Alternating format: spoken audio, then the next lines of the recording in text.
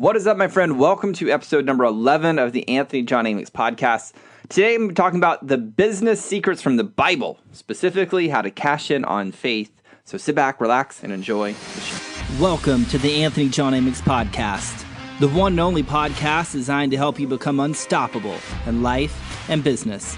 My name is Anthony John Amick. My friends call me AJ, and my goal with this podcast is to help you remember who you truly are so you can maintain your center in the chaos, embody your potential, and unlock freedom in your life and business. That being said, let's get into today's show. All right, well, welcome back. Today is another Sunday sermon episode. And man, I love doing these things. They're a lot of fun. And if you're hearing birds chirping in the background, it's because I'm sitting here looking out the window of our little cottage in Bridge, England at the moment. We grabbed one on Airbnb while we're sitting here outside of Canterbury. And so there's some birds out there in the backyard of this old schoolyard. I think that was built I don't remember exactly when it was built. I know they said it was an operational schoolhouse in the Victorian age. So it's kind of cool to be here. Feels good. But I hope you're getting a lot of value from these types of episodes. Because if you're not, I want to know. And I'll shift the format if you're not getting a lot of value from these Sunday sermons. Because I just want to make sure it's serving you. So if you haven't let me know what you're thinking about the show, please do that. Just send me a direct message on Instagram at AJ Amick, and we can have a conversation about what you think about the show. I'd love to hear about you. Or you can send me an email if that's easier. It's aj@ajamick.com. I like to keep things simple. But real quick, I just wanted to read something that somebody posted on iTunes about the show, because a few people have written some really inspiring words about the podcast on there. And, I like to give a shout out here on the show. So Jody Holland of jodyholland.com said, "This is the podcast that will take you from stuck to stellar. I love the depth of the messages, the wisdom and the advice, and the role of the guide AJ provides here. If you're looking for a way to get unstuck and propel your life forward, subscribe and listen today." So Jody, dude, thank you, man. I really appreciate those encouraging words. Thank you. And if you're listening today, if you will, just head over to iTunes and subscribe and review the show.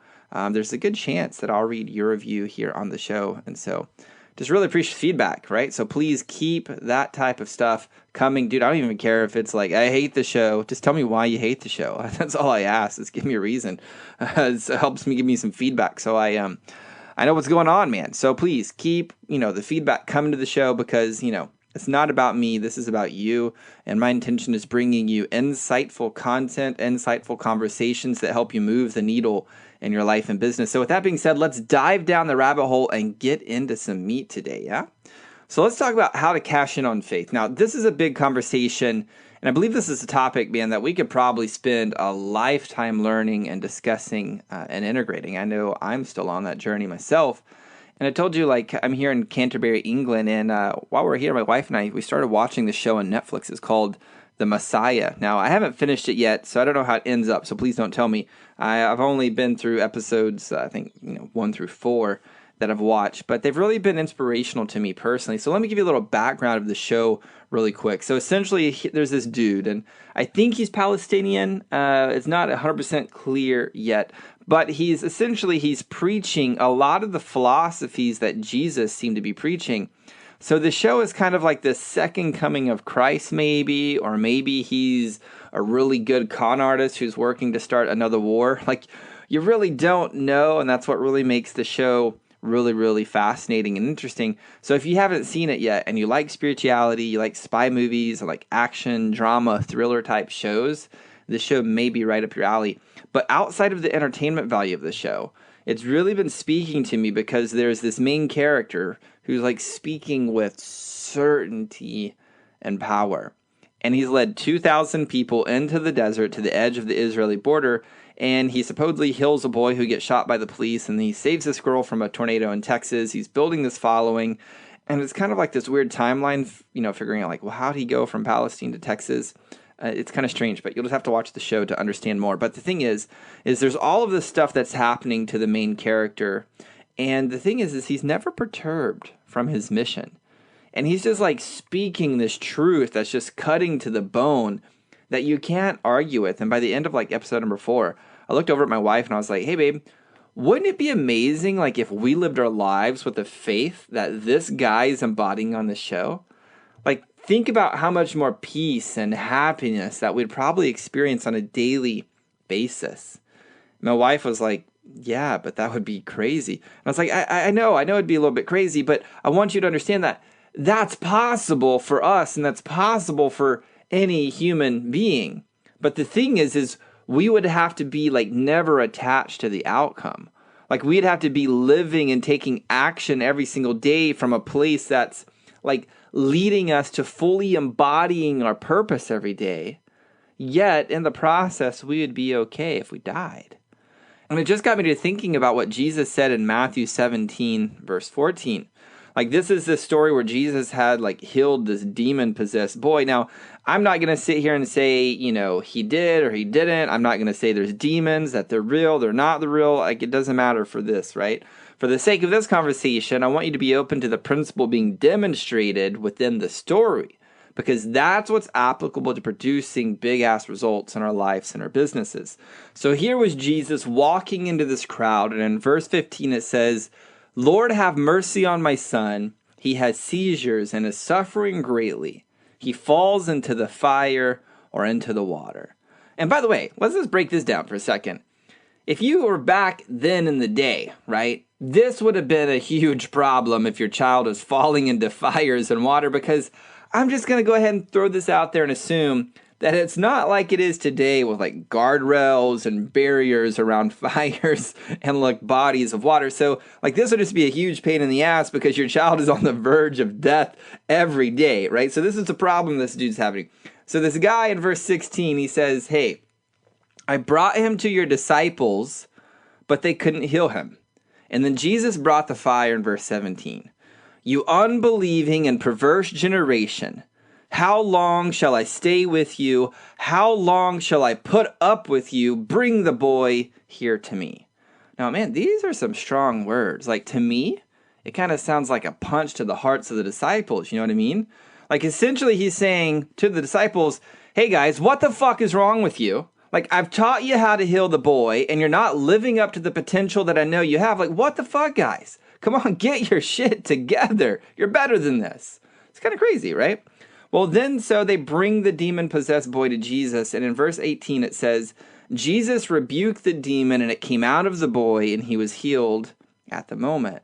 Then the disciples then came to Jesus in private and asked, why couldn't we drive it out?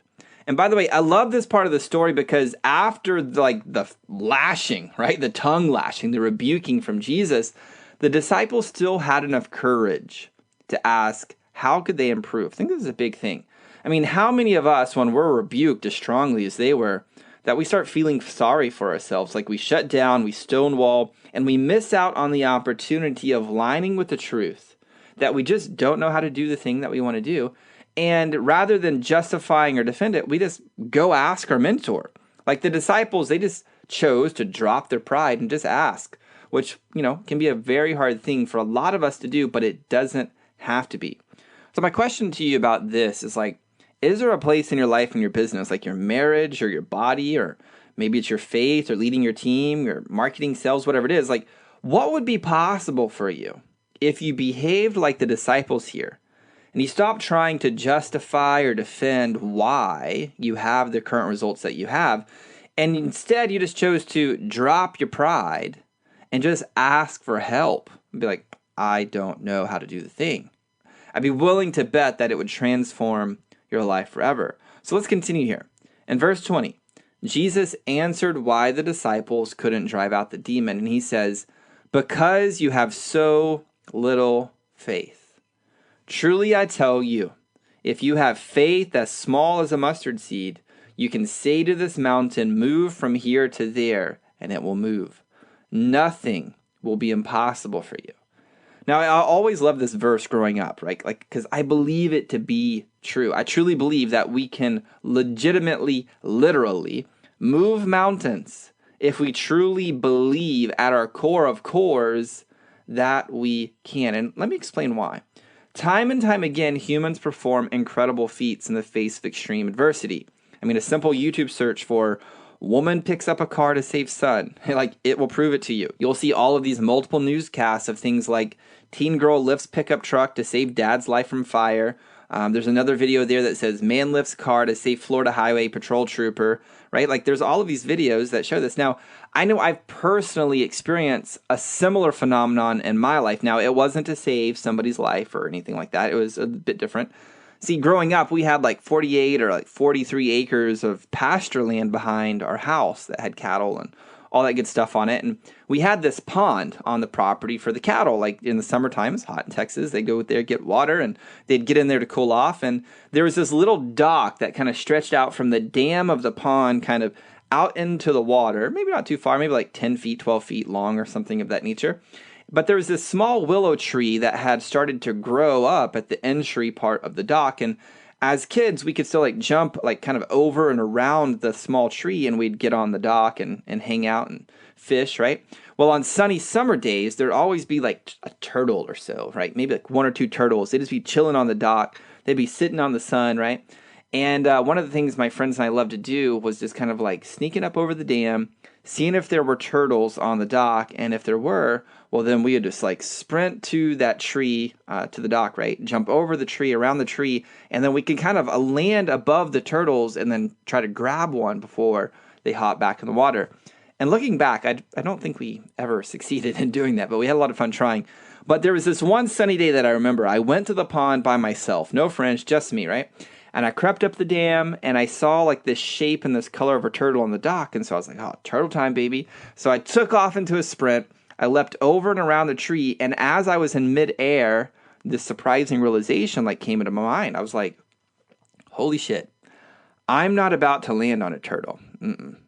I'm actually about to land on top of this curled up water moccasin snake that's chilling on the dock. Now, if you don't know anything about Texas snakes, I'm just going to let you know that water moccasins are like this very poisonous snake in Texas, and they're not very typically known for being friendly and having a gentle nature. They're actually pretty known for being pretty aggressive.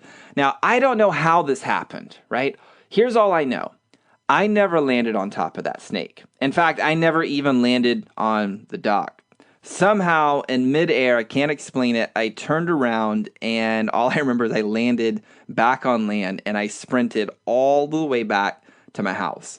Now, I don't even know how this is physically possible. Like, it kind of defies laws of gravity, but I will tell you, it happened. Like, I experienced it, so you guys can be like, no, you didn't. Dude, I experienced it. It's what happened. So when I hear these stories of people in the midst of tragedy picking up a car to save someone's life, it's certainly within the realm of possibility.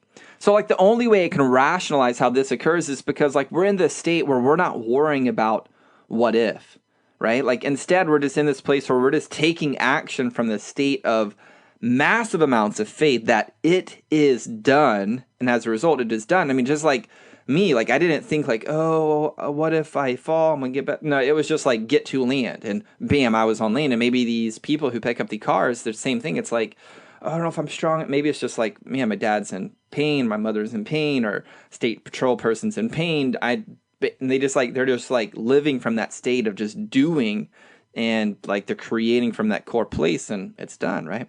So when I hear this story about Jesus healing this boy and how the disciples really struggled to do it, the reason I believe Jesus was able to do what he did is because he didn't doubt.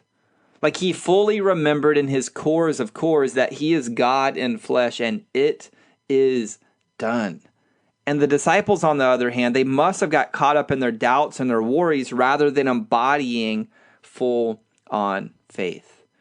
And if you're open, I'll have you consider faith isn't simply believing in God or believing in something bigger than you that's outside of yourself. Instead, faith is to have complete trust or confidence in something. I read a book called Your Faith is Your Fortune by Neville Goddard back in 2016, and it changed my life. In one of the chapters, Neville wrote something like, to the degree that you have faith in yourself, you have faith in your God. I'm going to say it again because it's kind of a mindfuck. To the degree that you have faith in yourself, you have faith in your God. And I remember reading that, and something like inside of me at a core level, it just like shifted. Like where I understand most people have this thing of faith all backwards. They keep praying and talking to a God outside of them to come and save them rather than seeing God has given you everything you need in this moment to save yourself, if only you will trust and respect yourself enough to do what is required. Now, for some, this may mean spending more time connected to your essence and being open to going and doing what you're being led to do. For some of you, this may mean going on a journey to learn how to experience your essence through breath work or meditation or nature or whatever path that you're called to. For others, it's trusting yourself to make that hard decision that you're struggling with right now and knowing that whatever the outcome's going to be, that you have the capacity to handle it. Now, I'm not saying any of this is easy, yet it is simple. And when you choose to live by faith, you create the life and the business you want. Period. End of story. And oftentimes, just like I talked about in episode number 4, we just get caught up in our minds and our worries and our fears and our doubts. And when we do this, it's repelling the very things that we're called to. So how do we develop and strengthen our faith? I mean, is it as simple as just believing more? I think that's probably what most preachers would tell you. Just believe more. Just pray about it. And to be honest with you, this type of advice, it pisses me off. I feel a lot of anger around this advice because it creates a culture of full-on victimhood. Victims believing that they have to look for something or someone outside of themselves to come down from the heavens to save them, when the reality is every single one of us has God living inside of us, and at our cores of cores, we are God. And we hold the power to shape and create any reality that we're called to. And this, my friend, is the gift of the human experience. Now, there's a few tools that I found that can help you tap into that inner power that over time start strengthening your faith and your certainty, both in yourself and what you call God. One of those tools is meditation, and lots of people have this misunderstanding of what is meditation, right? They think it's about being still, and that just happens overnight, and that's not the case. Meditation is a lot like lifting weights or exercising. It's a habit. It's a daily discipline, and lots of people make the mistake believing that they don't have time to sit and to just be with themselves, be with their thoughts for 10 or 15 minutes a day, right?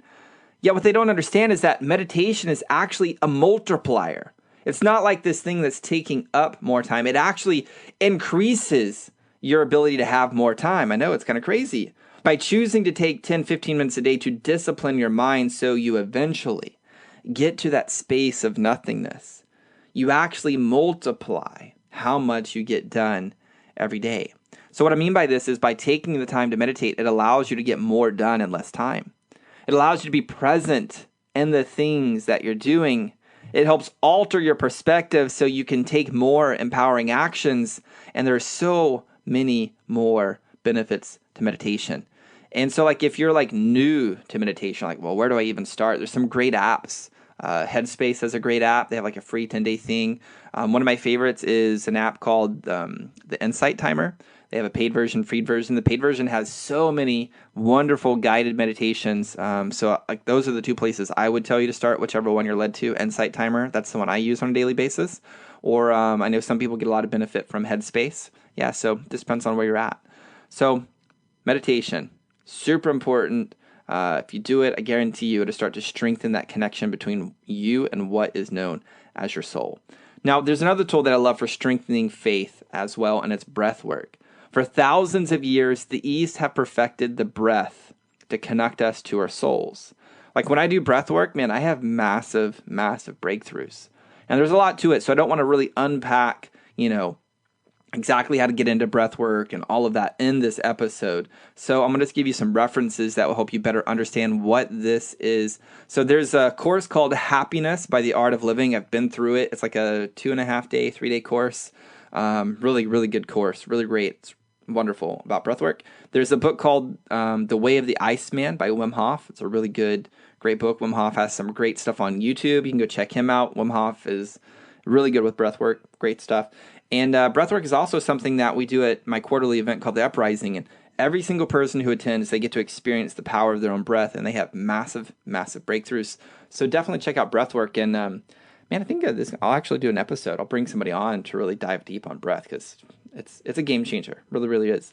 Another tool to help you strengthen your faith is to, sounds crazy, study it. I mean, just like anything else, I see this as a skill set, and it gets to be honed, right, over time by doing the work. And one of my favorite books on this topic is by Neville Goddard, and it's called Your Faith is Your Fortune. Really, really great book. So I'll drop links to all of these resources in the show notes. And after like using all of these tools and continuing to study and integrate, I've kind of discovered that the higher the degree of faith that you have in your ability to create results, like the higher degree of faith that you have in yourself, what I've found is I have a higher degree of like this connectedness to God, to spirit, universe, like whatever name you want to call it. It's like the more faith and certainty I have in myself, and the more faith and connection that I have with this thing that I like to call God. I'm here to tell you, though, it does take some work. And I believe Jesus demonstrated this work. I mean, oftentimes before doing work or preaching a message, he would be up on a mountain in nature being with God. And I find when my clients and I commit to some type of practice like this, right? The meditation, the breath work, the study, and I'm not saying it's all of those things. These are just all tools that can help you, and you can just kind of pick and choose what helps you. But when you have some type of daily habit, some type of daily discipline that's stretching your capacity to continue to have more faith and more faith and more faith, and you're practicing it, right? You're embodying it. What I see time and time again is my clients and I, we make more money, experience more peace, and more importantly, we just feel more fulfilled and on fire. And on the flip side, though, I see people, they're like, yeah, no, I'm just, And on the flip side, though, I'm here to tell you, if you continue looking outside of yourself for something or someone to save you, you're going to stay looking. You're going to stay struggling, and you're going to stay in this place feeling like life is unfair. And if you're open, I'll have you consider each day, my friend, you have a choice. Will you trust in your ability to do what's required to have the thing that you want? Will you trust that what you want also wants you? Or will you just worry and worry and worry and stay in a state of fear? I've learned time and time again, the world, God, universe, whatever name you want to call it, genuinely wants what is best for you and supports you when you're willing to do your best to support yourself. So the question is, will you trust yourself to create what's best for you? My invitation for you this day is this. Will you choose to be like the disciples, and if there's an area or maybe there's areas of your life where you don't have the results you want, will you choose to align with the truth and to sit in the pocket of, I don't know? And will you trust that in the pocket of the truth and the openness, the thing that you want will be revealed to you? And once it's revealed to you, will you trust yourself to go do what's required to create it? I'm here to tell you, if you will, you'll be able to cash in on faith, creating whatever level of freedom, purpose, and success that you desire. So, my friend, that's going to do it for this episode. If you're at a place where you want to create more faith in yourself and whatever it is that you call God, I want to invite you to apply for the Uprising. We have 3 spots left, and I will guarantee you that this 3.5-day event will help you experience God, Spirit, Universe, and you're going to know with 100% certainty what you want also wants you. And I can assure you, on the other side of that 3.5-day experience with me and my co-facilitator, you will unlock and break through to the next level of success. I have 100% success rate for this event. I mean, it's something that's very near and dear to my heart, because every time I host this event, I witness the powerful transformations that take place. And ultimately, I'm here to tell you, to the degree that you trust yourself, you trust your God. Now, this may be a wake-up call for you. And if it is, my challenge to you is to try it. Try trusting yourself fully and watch how God and the universe move to help you create the best version of your life and your business forever. Now, if you want to radically transform your life and take everything you're doing to the next level, I highly encourage you to apply for a spot at the Uprising. You can do that at uprisingadventure.com.